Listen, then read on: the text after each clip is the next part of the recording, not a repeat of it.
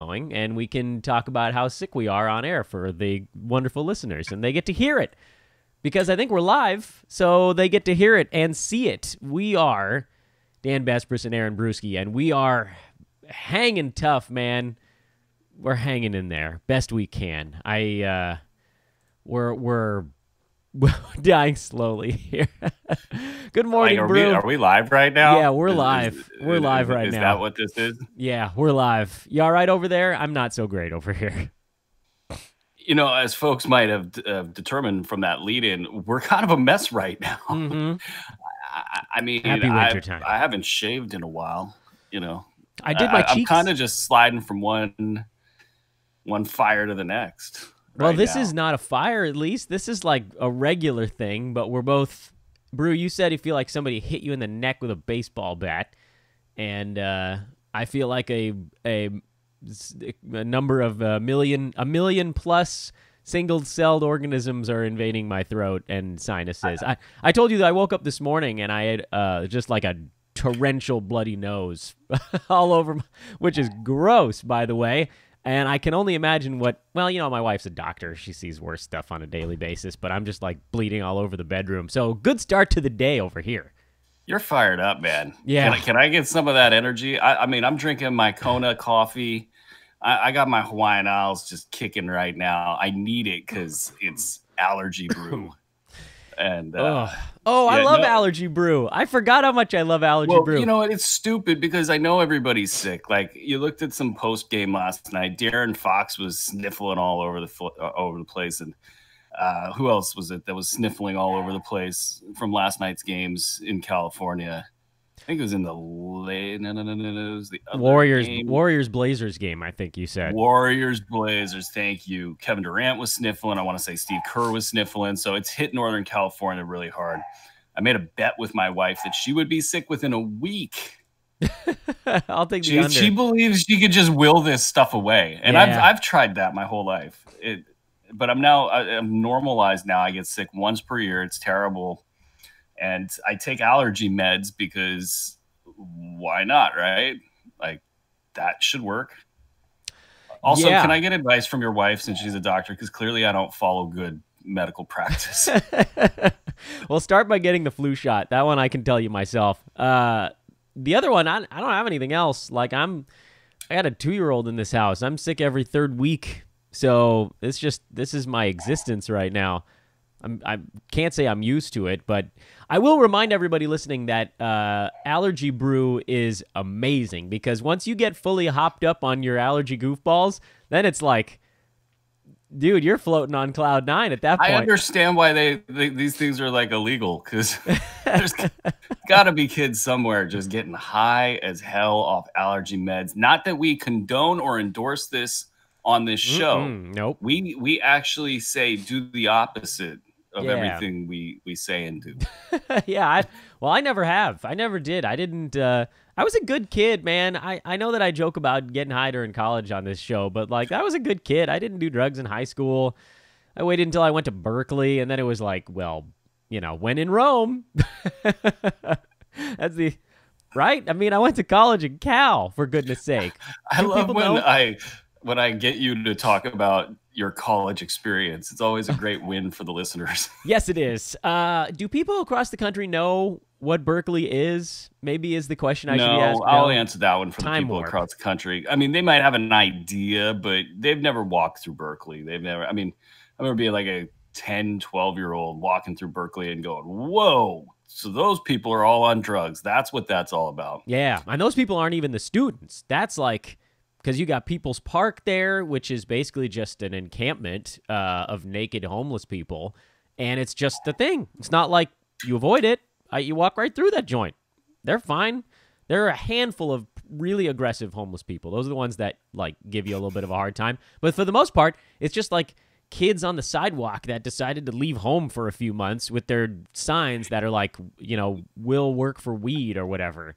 You know what place was really weird like that? When me and Jackie, we went around the country. We did a 30-day drive around the country thing, which I highly recommend if you could do it while you're younger. Oh God, it was amazing. But we stopped in Portland. Ah, yeah, I believe that.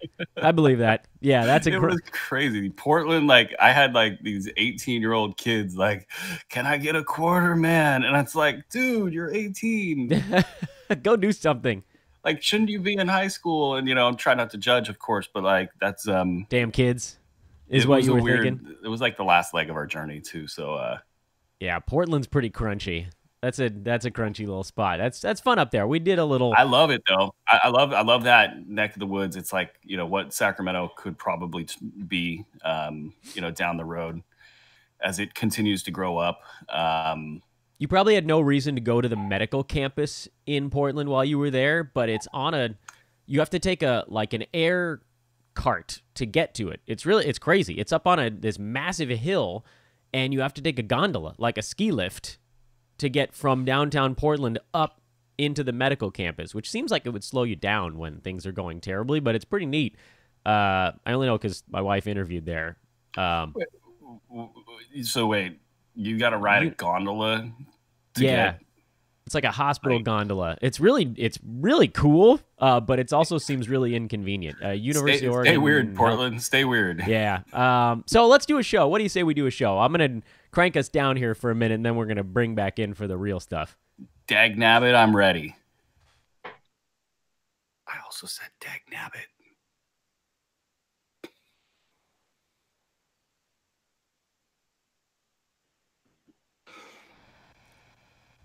What's happening, everyone? Welcome to Fantasy NBA Today live on YouTube. It's Friday. That means we're live. We're coming at you from the, I'd say the Hoop Ball headquarters. That's where Brew's at. I'm in the Dan Besbris headquarters. That's my bedroom with a sign in the background. And we are sick as dogs here, but we're getting through it anyway. I'm Dan Besbris. They're the big dog barking or coughing. Was that a cough or a bark?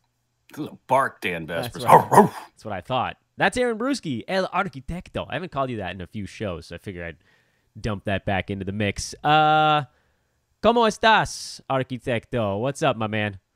I've been passive-aggressively being mad at you for that. And no, things are good, man. This is a turning point. I love this time of year.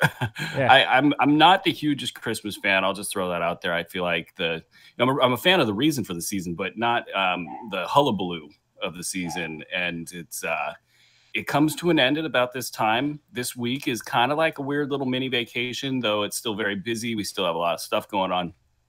But as we pivot out of December and into January, fantasy leagues hit full speed. Teams, I think, start to play their A games. And, a lot of different things sort of get easier. There's not as much craziness on the personal and family side. And everybody seems to get excited about their New Year resolutions, which I will have a few. I don't do the resolution thing. What, do you have one off the top of your head? Yeah, stop eating like crap. Like that's basically the resolution. Like, there's no way to dodge the holiday food. It's just impossible to do. So you get in shape, and you just really get going. I'm excited about our positions on fantasy matters. Our teams are strong. Got a lot of teams that are competing for titles. So, I just kind of want to get on with it. I feel like everything's good. So I'm like, come on, let's just go. Let's get to the end of the season so I can win this stuff. I lied. I make the same New Year's resolution every year. And every year I do, I think maybe like incrementally one quantum, one little packet better than the previous year. And that resolution is stay in touch with people a little bit better. But I hate Facebook. It drives me totally bonkers. I just think it's the worst. I thought Iman Shumpert had this just great post today. It was about betting on yourself and social media. But social media, I mean, we work with it. We're on Twitter, so it's a little bit different for us. But God, is it toxic. Yeah, it's brutal. I got this really cool gift, by the way. It's a Spire Stone, and it tracks your breathing. Those that are regular listeners, they know that I'm big into meditation. And so this thing tracks your breathing all day. Man, the second I get on social media, this thing just starts buzzing me like, dude, you're stressed. You need to chill out. And it's just the fact that I'm sitting looking at Twitter or Facebook or, whatever it might be. So social media, I'm really hoping that somebody smart out there figures a way to change the dynamic of it so it's not so just Like, I can't stand Yeah, it's Facebook. brutal. It's brutal. It's unusable. I only log on when I'm tagged in something just to see, make sure it's that's like something terrible. But yeah, I mean, you and I we're on Twitter all day. I think that there's at least like Twitter does bring some small amount of value to the conversation because you get news really fast on it, and so that makes it a useful tool.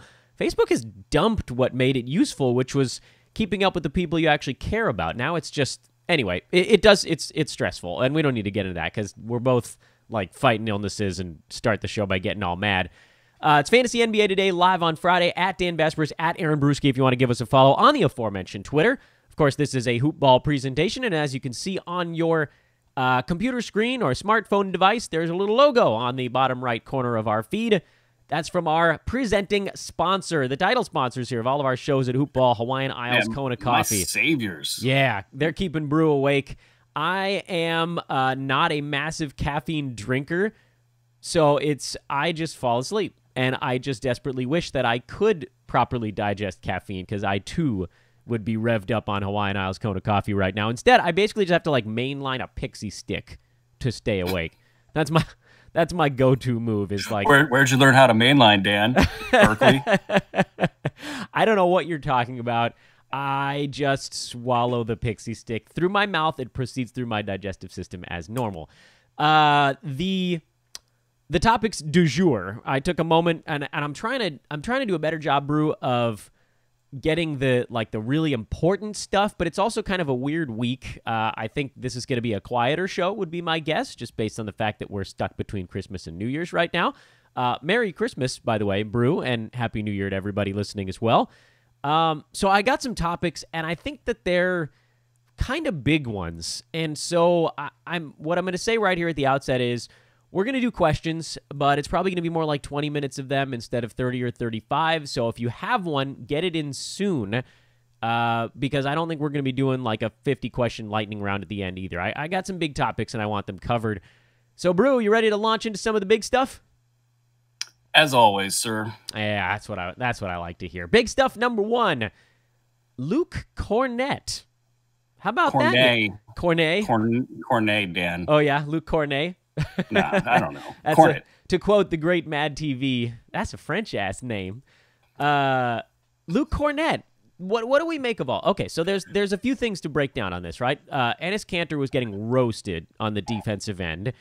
Mitchell Robinson is out, and then Cornett came in and just went yakko yesterday. How does this whole thing play itself out? Because there's a part of me that's like, this is intriguing, but there's another part of me that's like, well, you know, Mitchell Robinson's a guy that's going to get some minutes, and is Kanter presumably a guy they're looking to move?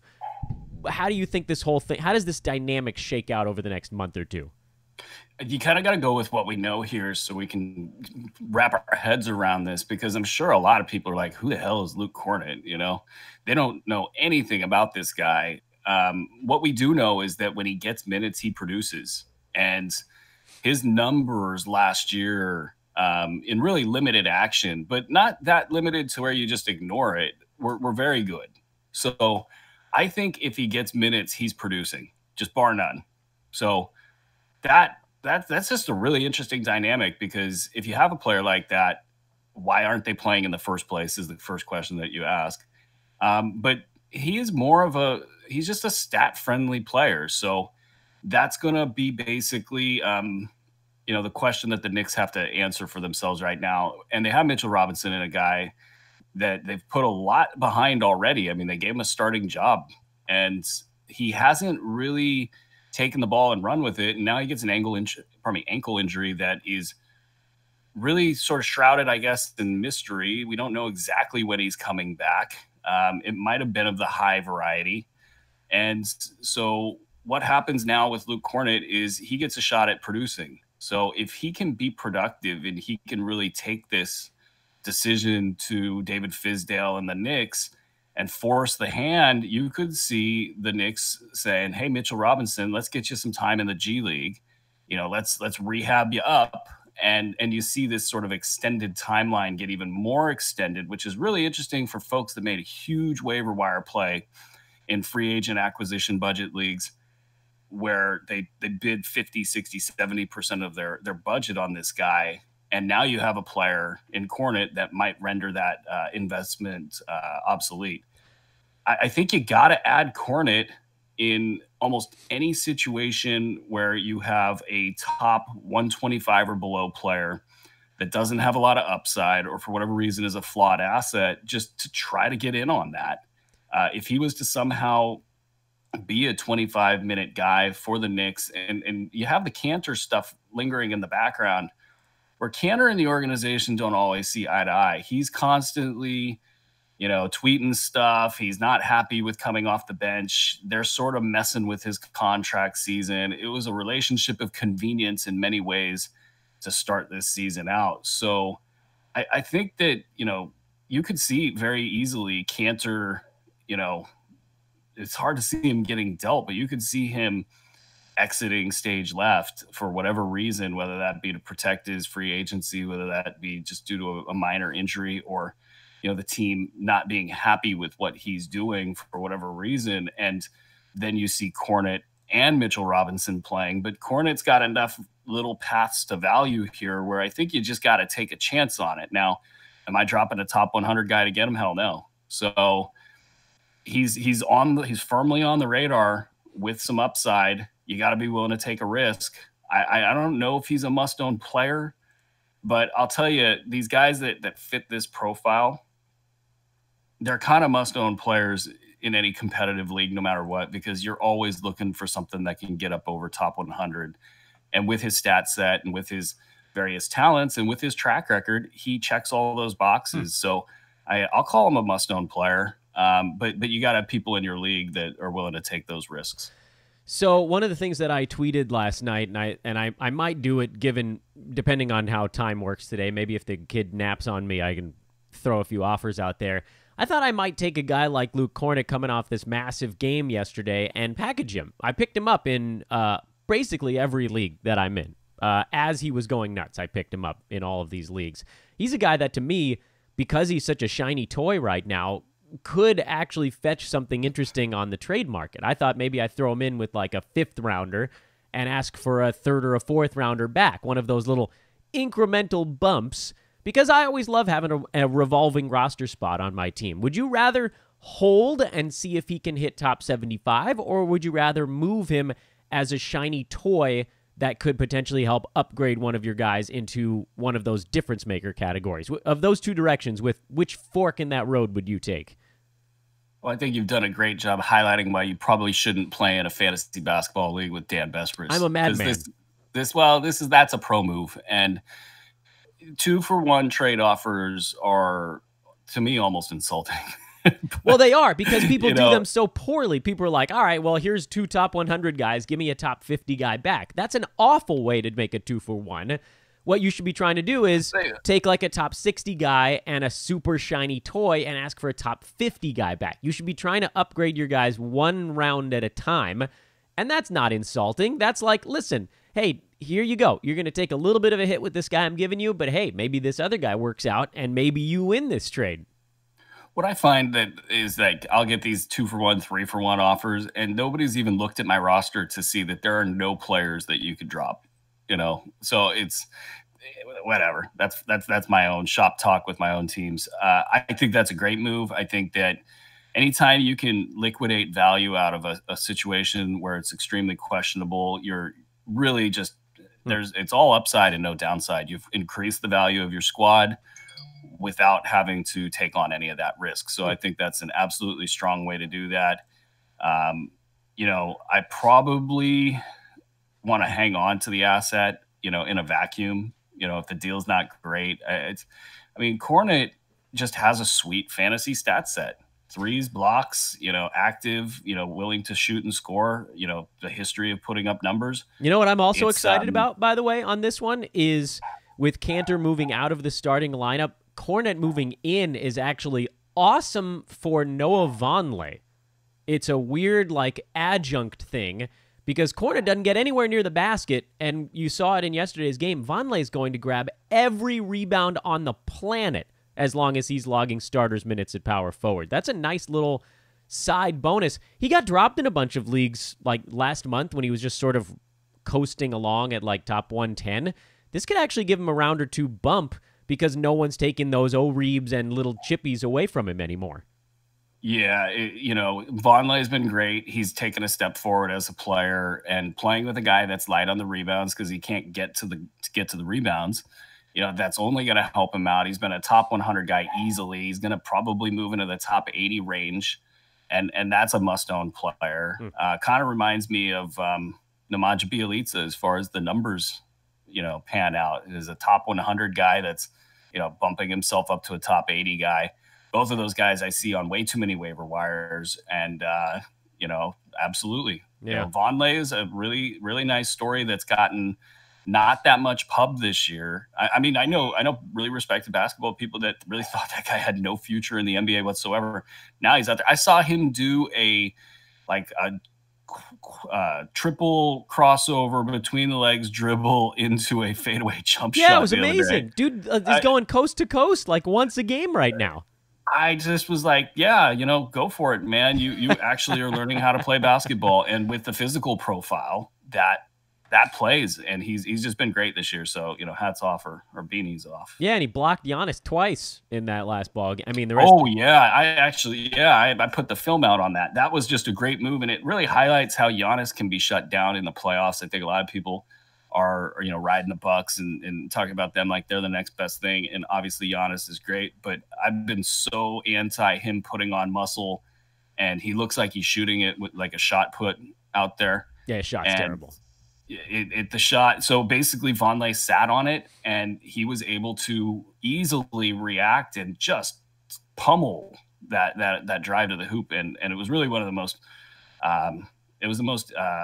just aggressive blocks that I've seen on Giannis in some time. Yeah, kudos to Vonleh, man. And playing a guy twice in a row, I guess you get a little bit of like experience on top of film, but played him about as well as anybody has this year. Next thing on the docket, and we're going to go to Phoenix because this is I'm having fun with the stuff this week. I think we've had some kind of I'm fun. a Suns fan. Yeah, it's been a fun week for some of these fantasy stories we've been sitting on for a little bit. Kelly Oubre's looked good. Mikal Bridges has looked good. Josh Jackson has looked less good. Is that about where we're sitting with this team? And what I've been telling people on the podcast myself, and I'd love to either get confirmation from you or maybe we could switch it up, is Oubre and Bridges should both be owned, and Jackson is more of a points league guy. Anything to add on top of that? I'm just so thrilled that I held on to Bridges through all of that, because there are days where it looked bad. Yeah, it looked real bad.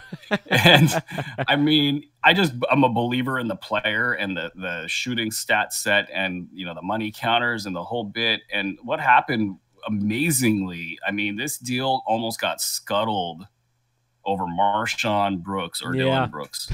I mean, the Suns they're not smart. They're not where you want them to be yet, but they accidentally luck into Kelly Oubre. And by the way, hats off to the Memphis Grizzlies for screwing that up. I mean, Kelly Oubre is this dynamic player who really, like, I throw this out there.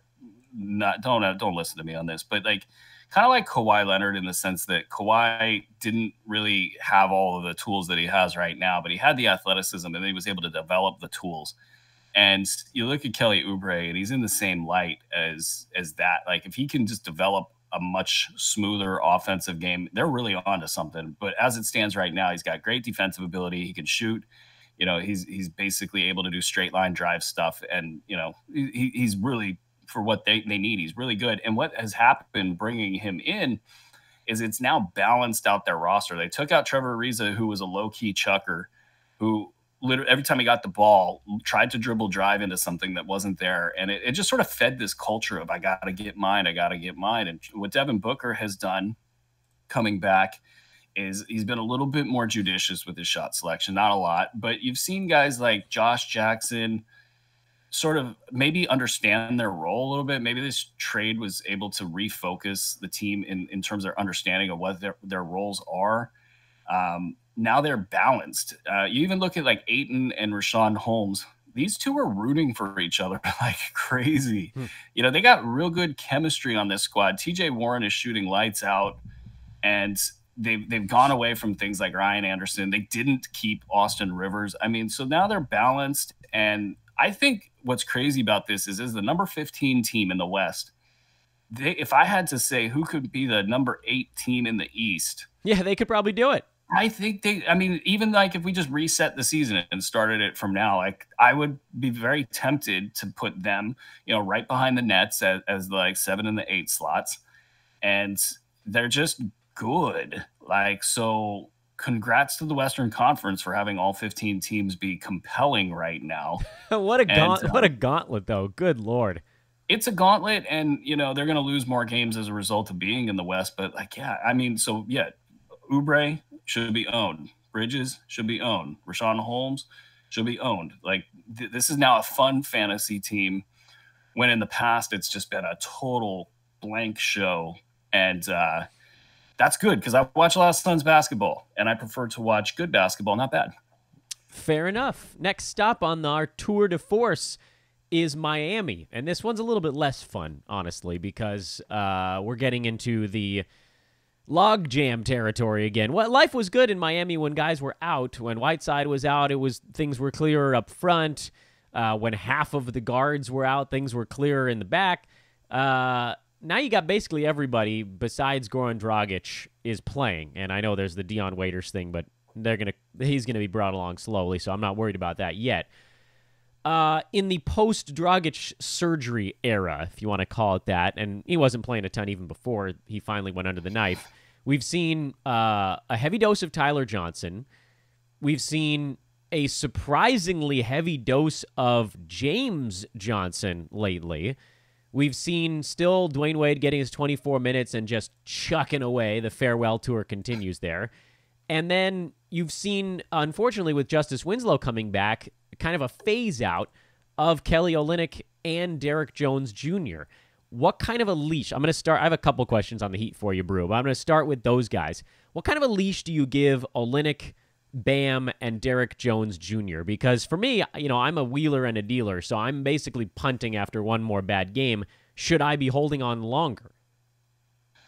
Well, I think the Heat I'm actually encouraged by right now because Justice Winslow has found a role that is good for him, and I think they believe in him as almost like their point guard of the future right now. Goran Dragic has not looked good for over a year now. Just inconsistent, lack of explosion, inability to really get the Heat into things that they want to get into. So be interested to see how they handle that, if there's trades that are made, if they really want to go all the way with this Justice Winslow thing. I mean, as a player, he's so oddly created. He's not a shooter by any means, obviously. So theoretically, you want him to play like power forward, so he can, that level of shooting he provides can actually be an asset to you. Obviously undersized in that role, but strong enough to make it at least a credible idea. Now you move him all the way across the spectrum of point guard. And he's now in a place where he can now use that same strength against smaller point guards. And his whole MO out on the floor is to get into the lane, use that physicality. And it's what's really gotten him into trouble with this team is trying to do too much. And it's one of those things that you can't really just look at it and say, oh, yeah, that's the thing that's killing this team. But so many players and such a crowded rotation, if you have one player that's doing things that are gumming things up, it really throws the whole team into whack. So now they've sort of accidentally or by virtue of injury fallen into this place where now you move him to point guard, and I think it might work out for them. So what does that mean? It means somebody like James Johnson might be able to hang on to top 125 value, which isn't making or breaking a fantasy team. This isn't time to run out and add James Johnson. But if you need a forward, if you need the stats that he provides, I do think, yeah, he's definitely an option. One thing that worries me about it is he still doesn't look athletic. He's getting a little bit better in that department. The locals, probably about 5-7 days ago said that he just didn't look athletic at all. And they've sort of changed their tune in the last couple of days, saying he's getting a little bit better, but they still need him to do more. So I don't think there's a lot of belief locally within the team that this is some sort of a transition for James Johnson. It's just that they're happier with him now. You got Hassan Whiteside out there dealing with a hip injury. He's going to play in this one tonight. He looked bad in the last game, but still got 16 points, 12 boards, 3 blocks, 31 minutes, something like that. And that was, that's good for him. But I think you also get a chance that he either plays low minutes or aggravates his injury. And then you start to see Kelly Olynyk get back into his normal role. And I think the team has learned, I'm pretty sure they know that they're better with Kelly Olynyk and Bam Adebayo than they are with Hassan Whiteside in most situations against most teams. I don't think they're really ready to concede that Hassan Whiteside is somebody that they don't want to have around, because they do go to him at times, especially when they need buckets. And they're able to, be better with him than when they're without him. The problem is that's only about 20% of the time. So this team is morphing, and I know I don't know, but I'm pretty sure I know that they think they have something in Derrick Jones Jr. as well. So you see the outlines of this stuff. Dion Waiters coming back is extremely worrying from a lot of different levels. He could just throw this thing out of whack. So you're not just hard betting on the Heat saying this is going to work, that they're going to turn the corner on this stuff. But I got Derrick Jones Jr. in a lot of places. Unless I'm absolutely forced to, I don't want to get rid of that guy. There's too much upside there, too much physical potential. And with all those money counting stats and the ability to be a rebounder as well and score, I think there's a ton of upside there. So I think Winslow should be owned. Olynyk, I'd like to hold and see how this goes for the next couple days. And then Derrick Jones Jr., he's a luxury stash. Don't get me wrong. This isn't going to break out anytime soon, but the Heat have a funny way of making players that they like get the minutes that they want when they want. You've seen it with Josh Richardson. You've seen it earlier in the year with Rodney Magruder. If that spin of the wheel lands on Derrick Jones Jr. and then it just sits there, I think that folks would be really upset that they passed on top 75 value.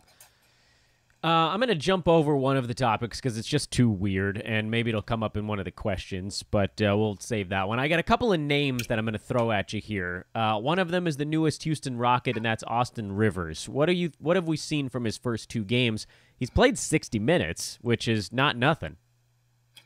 Yeah, I mean, so minutes, I think I've seen you tweet about this, and it's basically what I feel too, is that he's going to get more touches per minute than he is getting right now. When you're a new guy on the team, especially this kind of a team, you just sit in the background. You take the shots that are presented to you. You don't force anything. And there will be a point in time where they go to Austin Rivers and they say, hey, we need you to be a little bit more aggressive, because we really, as much as we enjoy watching James Harden dribble out the shot clock every time and then make a 3, they probably don't want James Harden doing that all regular season long in order to save him for the playoffs. So I think his shots per minute will go up. His minutes will obviously come down a little bit when James Ennis and Chris Paul return. I don't think he goes lower than 25 minutes. Is that enough to give him late round value?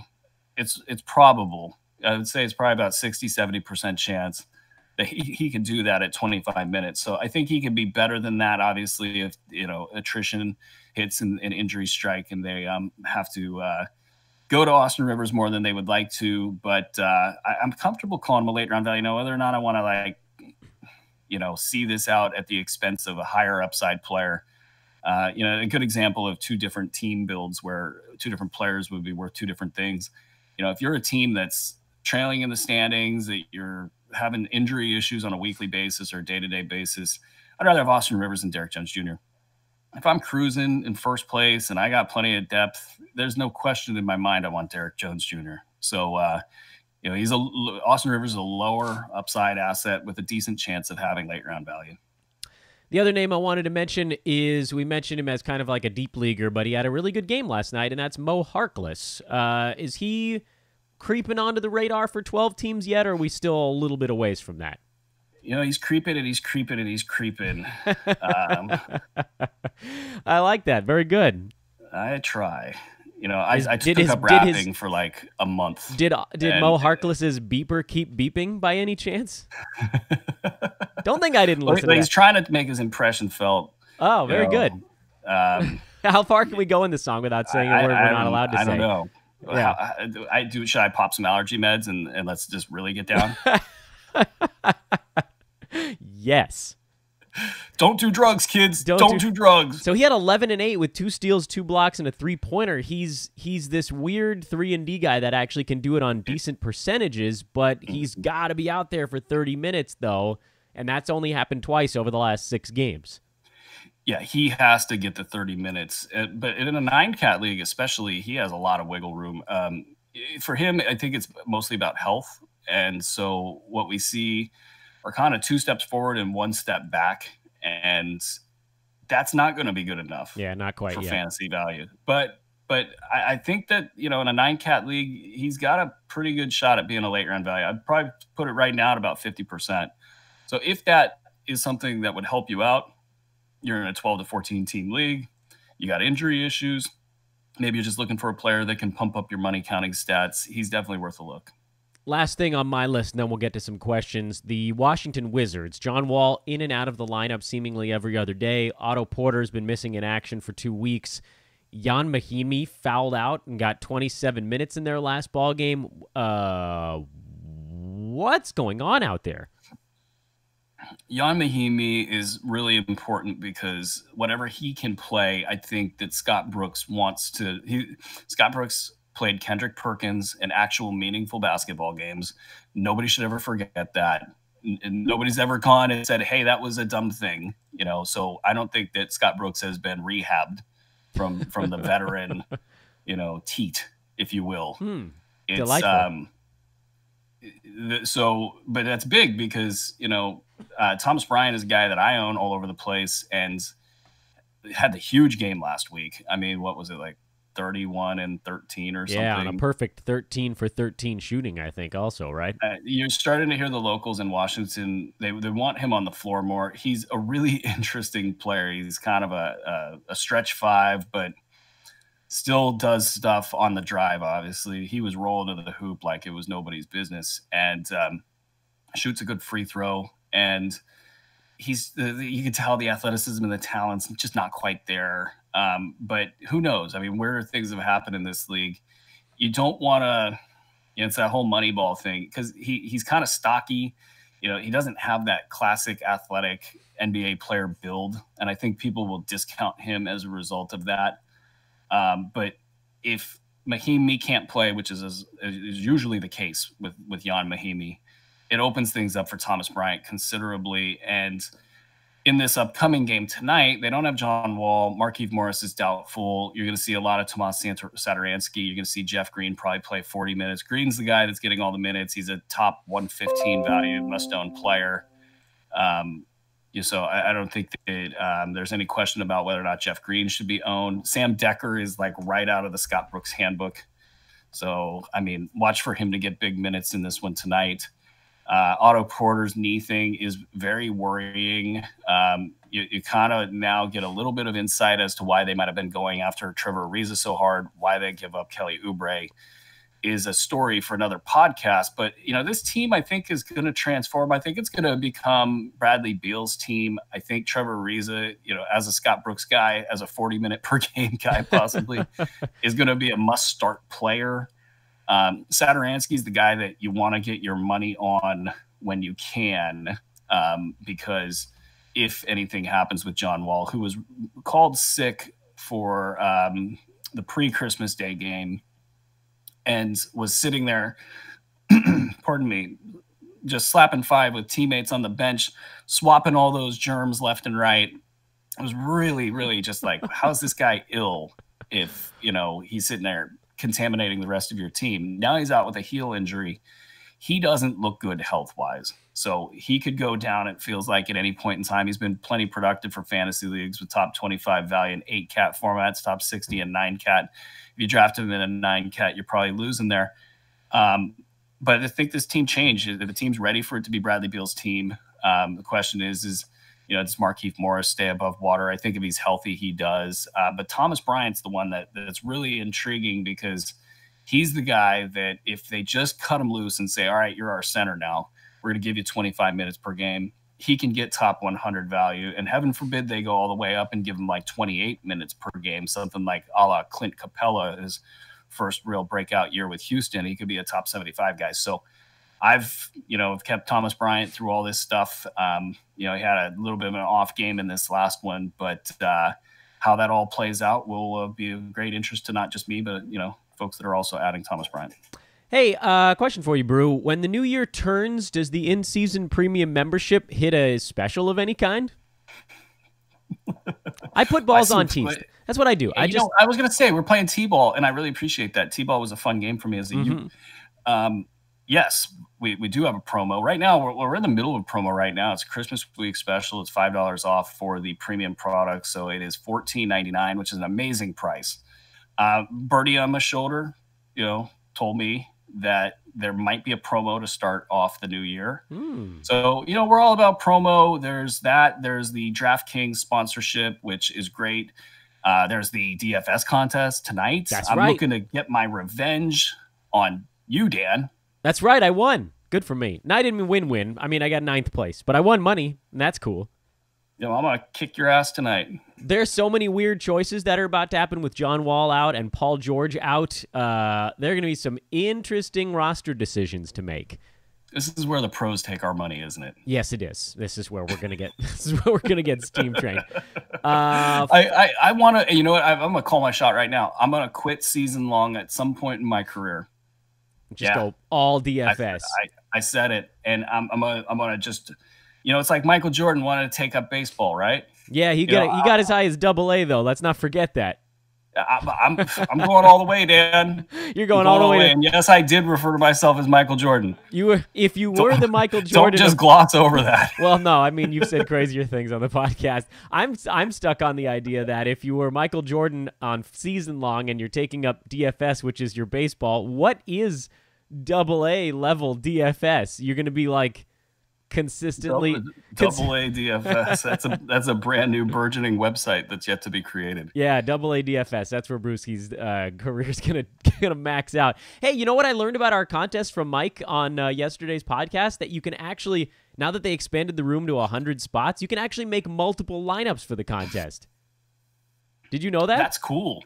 Because here's the thing. I didn't know that. The multiple lineups and all of these tools that we're looking to develop here at Hoopball are just, that's the name of the game. And oh man, you got to have multiple lineups because you got to have your chips on all sorts of different players so they don't bust out. You don't bust out an entire lineup because one guy has a crap night. That's where the pros are at. They're working the angles. They're doing stuff like you're doing with the gaming picks, Yeah, you got to track it. You got to figure out what's going on. Mike was telling me on yesterday's show, too, that the best way to do that when you're working multiple lineups is to do basically like a double swap, where if you have one lineup, then your second lineup, you do 2 guys, so 2 different positions potentially, and that way you kind of give yourself a new bucket of players to work from for each of those 2 spots. I don't know. I think I might stick with 1 in this one, but it was kind of cool to find out you could do it, and you can win with both. If both of your lineups are inside the top 10, then, each $3 buy-in turns into $30. You could end up winning $60 in this con. You could do 3. You could win $90. Yeah, I've humble bragged a little bit today on Twitter. Just talking about that Iman Shumpert tweet and how happy that I am that I work here at Hoopball. Back in the day, I won this fantasy football contest. It was a big prize, $30,000. Thank you, Larry Fitzgerald, for everything that you've done for me and my family. The systems that we used or that I used there were, you had all these players that you were picking from. How do you pick between these 30 players that you like? You really got to have a system, and that's what I think separates guys like Mike Patria from somebody like myself. Yeah, I'm just pointing and clicking. I look at this thing for like an hour and a half, and I play out all these different matchups in my head, and I point and I click. And obviously, that's why he's the pro and I'm not. Yeah, we're in a good spot with the contest because I think there's a lot of folks at Hoopball that, like us, are more season-long and so we're kind of figuring out DFS together, and it's good. It creates a fairly fair room, but if you got like the real pros into that room, along with Mike, if there were a bunch of ringers in there, we'd just be getting absolutely swarmed every week. It'd be awful. But we don't. We have a lot of folks that are learning together. We're figuring out how to track injury news and find out what a good deal is. And I learned what the term chalk meant because for me, a gambling guy, it always just meant laying a heavy favorite, basically. And that's not the same thing in DFS. So anyway, get into that contest. We've been tweeting out the links all day. Brew, you've been retweeting stuff.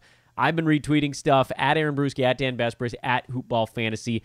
And I said this last time, but I'll say it again. If you'd like to get an email alert when we open these contests, let me know. I'll be happy to add you to the email list. That way you don't have to watch Twitter all day and wait for the link to come out. I'll just send it straight into your inbox. Questions from the chat room. I know this is what you guys have been waiting for, so we'll segue into that now.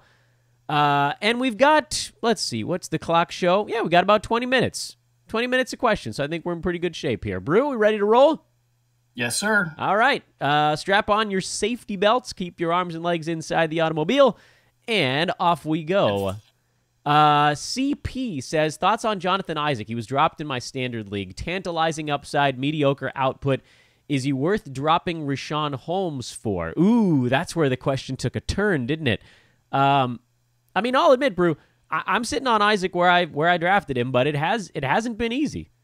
That's a great question. I mean, and these are the questions that make you win or lose your fantasy leagues. I would say this, as it stands right now, I would rather have Johnathan Isaac, and I'm the biggest Rashawn Holmes guy there is on the internet, I'm pretty sure. So, and the reason being is his path to upside is not attached to a guy named DeAndre Ayton. His path to upside is that Magic team finally saying, okay, we're done with Aaron Gordon initiated offense, and we're done with whatever the hell else we're doing that's not optimizing a Johnathan Isaac. It's really about pecking order with NBA teams a lot of the time. There's some unofficial passing of the torches that occurs with players. And you see Isaac's impact on games dropping. I feel like the Magic will want to come to the rescue here and sort of force his role, start to even like bench guys if they don't get him involved. So that to me puts him at that top 80 range, which is where you want him at. And that, as much as I love Rashawn Holmes, he really does need Ayton to get hurt or for them to start playing together in order to get out of his current sort of top 100 to 125 build. Next one on the docket from our same friend. This is similar question about James Johnson. Oh, well, we talked about James Johnson a little bit. You said 100 to 125 range for James, if I recall from earlier in the show? That's not where I want to predict him to be, but I think that's where his upside sits. Okay. So if I want to predict him, I'll probably go top 140. But, that's it's a fairly narrow range of outcomes, I would say. Top 125 to top 160, in his current position. So obviously the 160 doesn't cut it, but, top 125 does. What do you think about Karis LeVert and or Nico Mirotic's current injuries? When are these guys getting back? I think January is in play for Karis LeVert. He is, I've done some deep dives on both of these players, actually. I've got Mirotic everywhere, and I've got Karis LeVert stashed in a very important league. And so he is, he's meeting all of the criteria for a guy that could return it in January. They're going to be in a playoff push, and I think that that's going to, keep them from taking a very safe, though they will be safe with him. I think they're going to be more aggressive than they would if they were not in a playoff push. So I think January is in play. Mirotic, New Orleans has been an injury news dump for years. And so it really feels like he has a high ankle sprain. No updates, no nothing from anybody. I've looked everywhere. You can't find anything that's really good. All we know is that he himself asked out of action, and that's not typical for him. He's usually a guy you've got to kind of save from himself. So I also think that they want him to play. That's the other. Yeah, they need him. They need him because they're desperately trying to keep Anthony Davis, as the league has converged on Anthony Davis to try to rip him out of New Orleans. So, I mean, the fact that he can't play right now as is really indicative of a serious injury. And of course, in New Orleans, they treat it like it's day to day. so we don't get anything. I don't think he's playing next week. That's my gut. That's what I'm planning for, is for him to not play this upcoming week. So if he can get out there and get me a game or two next week, just so I know I can use him the following week, I'm a happy guy. But this has been it's been brutal, and it's hurt teams because of the way it's been reported. And these teams that are out there that do it like this in these smaller markets, you know, they really just, I think, I don't know what kind of a disservice they're doing to anybody other than fantasy and gaming, you know, folk, but it's not cool. It's not cool, damn it. Not cool. Mitchell Robinson question. We talked about him right at the outset of the show. Do you think he can get himself into like a 20-minute role as the season wears on? I mean, that was the original, and that's the original plan. And you got a guy in Scott Perry that's running a lot of the show there, that when he wants a guy to play, he makes sure that he plays, you know, and how Fizdale fits into all that is pretty hilarious. So, you know, Fizdale is a guy that will change with the wins. You know, he'll have one starting lineup one day, and then he'll just be like, yeah, you know, I didn't like it, so we're going to go this way. Not extremely good from a stability and a coaching perspective, but, you know, it's his show. So, you know, what are you going to say? So he could change, you know, from an original position that I want Mitchell Robinson getting these 15 to 20 minutes per game. And like we discussed earlier in the show, give him none. If Luke Cornett ends up pushing him, he could, you know, bench Enes Kanter. There are a lot of different ways this could go. I think you got to hang on. The guy's capable of getting 6 or 7 blocks in a game. I mean, where do you find that in the NBA in a situation where a coach will let that happen? Because he's jumping for everything. And 20 minutes to me is a fine target for whenever he returns, but we'll learn a lot when he's healthy. We'll learn a lot by Luke Cornett's play. It's a very, very fluid situation, but 20 minutes per game, I think, starting in, you know, February, I think that's absolutely on the board and possible. Kevin Huerter, what's our prediction for him rest of season? Pain. No, he's got that. He's got the stat set. He's got the skill. He's got the talent. You know, I don't think he's like the next coming of a very good player or anything like that, but he checks a lot of boxes in fantasy leagues. A lot of different ways that he could become relevant. And yeah, he does compete a little bit with DeAndre Bembry, who, you know, has that it factor that I think would cut into Huerter's value. Sorry, I got to say it like it's a Hispanic name. He doesn't look Hispanic. No, he doesn't. But, you know, that's just how you pronounce it. It's H-U-E. Huerter. Yeah, anyway. Huerter. Oh, there you go, Dan. Sure. Nice. Yeah. I'll let Jackie know that you're fully fluent. That's now. Right. He's from Albany, New York, by the way. Well, see, I wouldn't know how to do that. You know, maybe Chef can do that accent. Who knows? Yeah, we'll get the Chef in this joint. He's from Chicago, but, you know, Chicago, New York, same thing. Apatria could do it.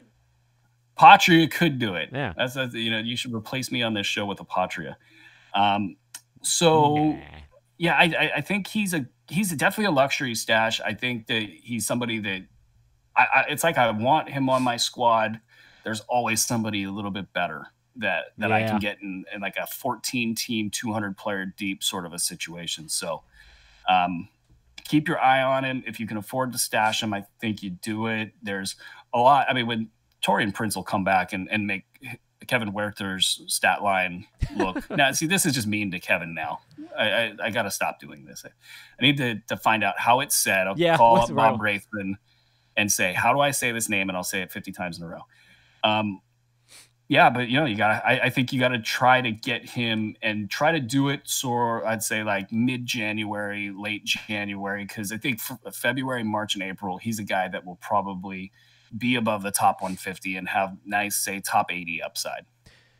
What's fair back if you were going to trade away Montrezl Harrell? Someone, this is VP, he's upset with the free throw numbers.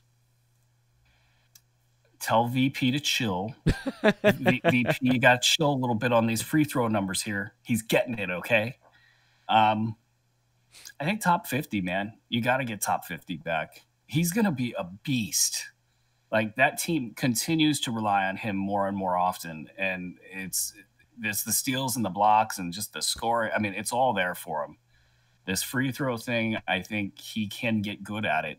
And so, yeah, I wouldn't go anything less than top 50. Yeah, he's at number 66 right now, right at the tail end of a pretty big slump for the entire Clippers team. They were exhausted. They had an awful travel schedule. I tweeted about it last week that they were finally settling in, and now they've been scoring at an absurd clip the last few ball games. I mean, they're putting up these wacko video game numbers, 127, 125, 132, 127, and 127 is their scoring the last 5 games since they finally got home after like 6 straight weeks of taking a plane between every single ball game. It was a weird scheduling quirk that I saw somebody note on Twitter, and I looked at it, I was like, yeah, these guys are exhausted, and now they're rolling You know who knows about the schedule and always bitches about the schedule? NBA players. Yeah, it's true. They know what's going on. They know that the league, if you want to try to give a competitive advantage to teams, schedule manipulation. I'm not saying it occurs. I'm just saying this is what players who know stuff, what they say. Schedule manipulation is one way to do it. Will the Kings make the playoffs? Man, who asked that question? This is someone named Jack Lindsay. Jack Lindsay, that's a great question. I have to basically own a tweet that I made, and I'm not quite sure that I'm ready to do it, but I'm pretty sure I have to, is that I said the Kings wouldn't make the playoffs for 5 years. And yeah, that's painful, right? Yeah, it might be a little shorter than that. Well, I mean, a lot hinges on De'Aaron Fox. Like, he has to stay healthy, and he's a little slight of frame. The Kings also have to not be the Kangs. And we shall see. That is all right. No more hemming and hawing, Brew. Are they going to make them or not? This year, probably not. Yeah, I actually, this year, these last 2 weeks, they've played really bad basketball. But where you know that they're an emerging team is that they're playing bad basketball and they're still winning games. Yeah, they've had really good fourth quarters lately. They have this gear that they can hit that teams can't cover because Fox and Hield, especially Hield is the best shooter on this side of Steph Curry and Klay Thompson in the league, bar none. Like, if I needed somebody to make a shot and my life was dependent on it, I'd go Steph, Klay, and then Buddy. When he makes shots, they're like perfectly centered in the middle of the rim. It's amazing to watch. They're not going to make it this year, but if they don't do anything stupid, my prediction, I've already got it teed up. I'm going to tell Old Takes Exposed to laugh at me, and because I think that they just have to not do anything stupid, and then they will make the playoffs. So it's a big turnaround, and it's also with Dave Yeager and everything that they've done there. If you knew at the beginning of the season that they weren't going to play Zach Randolph at all, I don't make any of those predictions. Like, that's a team that has had playing time issues for years. They've made bad decisions with playing time. They've given veterans minutes that they shouldn't have done. I mean, you're seeing it this year with Yeager and Costa Koufos. They're still not exempt from making those decisions, but beyond that, this is a team with an interesting core that has a shot. They just gotta not screw it up. All right, we got about 6 minutes left on the clock, so I'm going to do a little picking and choosing here. As I told you guys, not all the questions are going to get answered today. They've started coming in here late in the show, so probably not, guys. Apologies if you're posting your question now at like 12:35 on the Pacific Coast. It's probably not going to make it, but we're going to do our best here. How do you respond to owners who send you lowball offers constantly? Just reject them. Be the bigger man. Don't do anything crazy. It's not worth your time. Just send what are it you along. Thinking about? Like, I mean, just like some people showing up in Temecula, like. Well, some people spend a bunch of time like trying to come up with a lowball offer to send back, and then you just get into a battle of lowball offers. I don't even respond. Yeah, that's probably better. Just let it dangle there for a while. That'll really screw with them because then they can't do it. Bad of an offer, I'm just not going to respond. And then there's a max in a lot of leagues how many offers you can have out. So if everybody did that to that team, then they just have to stop sending offers or constantly cancel them and send new ones. So let them do all the work, and you just sit back and relax.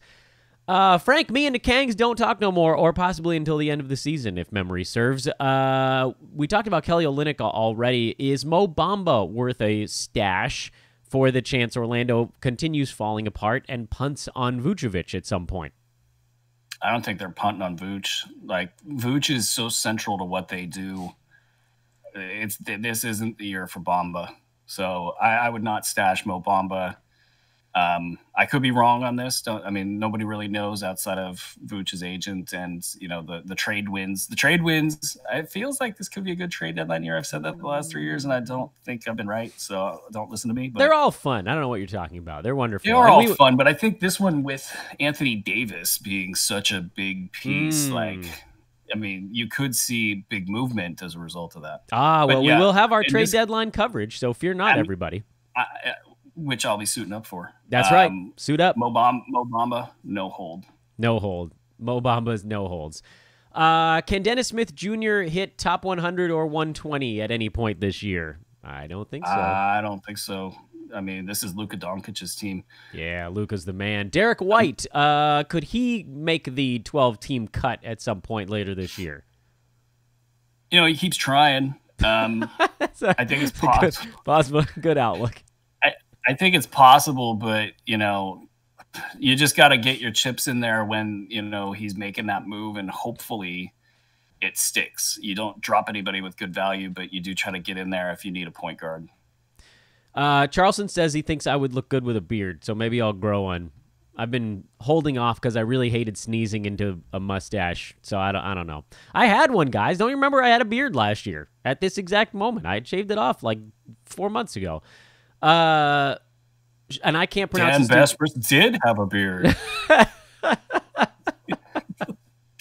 Only you would laugh at that, Dan. I love that movie. I love that movie. My cousin's in that movie. Guys, that grandma in that movie is my third cousin. May she rest in peace. Frances Bay. Happy Gilmore is the film. I watched that the other day, and I was really upset with her.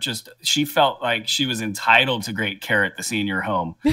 She's like, the first day she was there, she took off her jacket. Can you get me some warm milk, please? Come on. I'll get you a warm glass of shut the hell up. Best Ben Stiller role in any of his movies ever. I don't like Ben Stiller, and he was fantastic in that. Curix. I don't even know how to pronounce his first name. Rodions. Is he a guy you're grabbing and holding on to see how this plays out, or is he going to fade once the Nets get healthy? He's got talent, and Crabbe hasn't gotten it done. Let's just be real.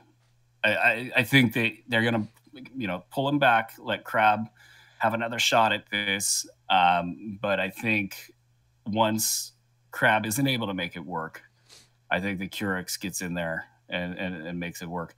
Also, did you see my boy Rondé Hollis-Jefferson, Dan Besbris? Yeah, but you can't ignore the 4 clunkers before it. All right, fine. take your good points and get out of here. He did have a really big game, and he made my tweet storm as a guy that I'd be watching in the next one. It was also like triple overtime, though, right? Double overtime. I love it when we disagree on a player. I know, it's so rare. I just can't. Like, I gotta just relish these moments. I know. Even if you win and I'm wrong, it's fun. It's we good had radio. 3 of these a year. Who's the other ones? I think it's just that. I think it's one. Is that? I think it's the only one. I honestly don't know anybody else. Let's make it a fight. Yeah, I'll take you down over Rondé Hollis-Jefferson. I had him for that game where he went like 2 for 13 from the field and 1 for 6 at the foul line, and I'll never forgive him for that one game. It's done. Bad things happen. He's done. He's dead to me. He's done. Done with you, Rondé. Let's see. Let me find the best questions here. Like I said, not everyone is getting answered. If you got like a 6-player rank fest that's not getting in there, if you got a trade-off on the table, take it to the Hoopball forums, guys. This is for the big stuff. Torian Prince, this is a good question. What do you think he could do when he comes back? Top 100, top 90, top 125? Where are you sticking him? Oh, top 40. I go top 50 and 8-cat and top 60 and 9-cat. Excellent. Yeah, I don't see any reason why he doesn't pick up right where he left off. If anything, he gets to see the game, learn the game, work on other aspects of the game. He's going to be fine. they will also I mean, the big talk is Kent Bazemore. You know, are they going to be able to trade him? I'm not worried about that from a Bazemore perspective. I'll let that stuff play out. Unless you're in a playoff format, then you might want to make the move while the going is good. Great HB6 selection, by the way, if I don't mean to toot my own horn. But if that was to happen, then Prince is literally just unstoppable, you know, for this team. I think he'll be great one way or another. But yeah, top 40 to 68 and 9 cat leagues respectively. Adyan says, then you guys could call me Dan Beardbris if I had a beard once again. I had to get that one here before the show wrapped up. That was important, Dan. I don't want to hear anything about my long responses after that.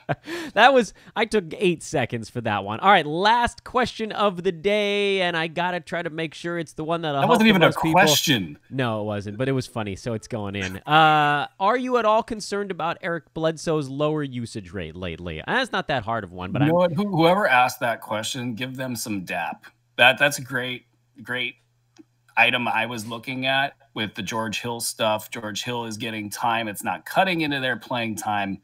You know, they being Eric Bledsoe, they being Malcolm Brogdon, all those guys are getting big minutes. They're playing these very guardy sort of lineups, but usage, you wouldn't think that George Hill would impact it, but you know, it's just a little bit more ball handling that's not in Eric Bledsoe's hands.